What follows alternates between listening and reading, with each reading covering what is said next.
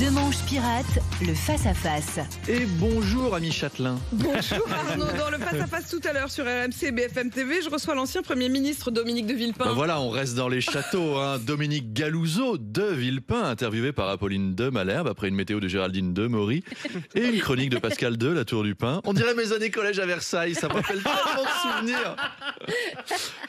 Dominique de Villepin, toujours l'œil affûté sur les conflits internationaux, notamment celui qui agite évidemment les rédactions depuis quelques jours, CNews contre France Télévisions. Car, Madame de Malherbe, le conflit explose devant nos yeux depuis quelques jours. Les troupes du général Bolloré sont à l'offensive face aux indépendantistes franco-télévisés de la capitaine Ernotte. On voit sur le flanc droit les canons à eau de Philippe Bilger.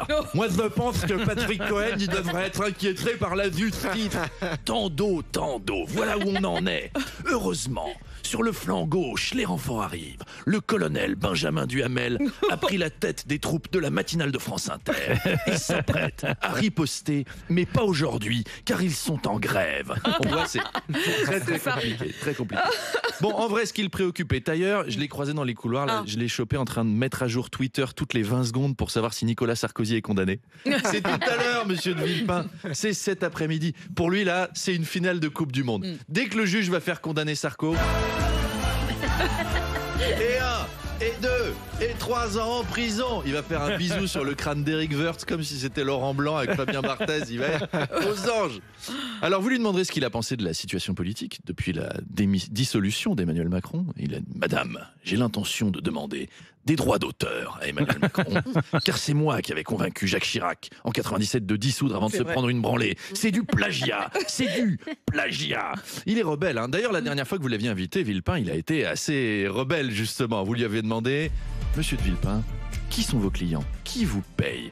Le Qatar vous paye? Comment vous gagnez de l'argent? Et là, on se souvient, sa tête avait tourné à 180 degrés, il avait craché du vomi vert, il avait répondu: ta mère suce des bites en enfer. On l'avait senti un peu contrarié, il s'était mis à marcher à 4 pattes au plafond. Il avait fallu le faire descendre à coups de balai, lui jeter des gousses d'ail. Vraiment, il n'avait pas aimé la question. Donc j'espère pour vous que cette fois-ci, ce sera plus calme. Rendez-vous avec Dominique Galouzeau de Villepin à 8h30. Préparez votre crucifix, Apolline. À tout à l'heure.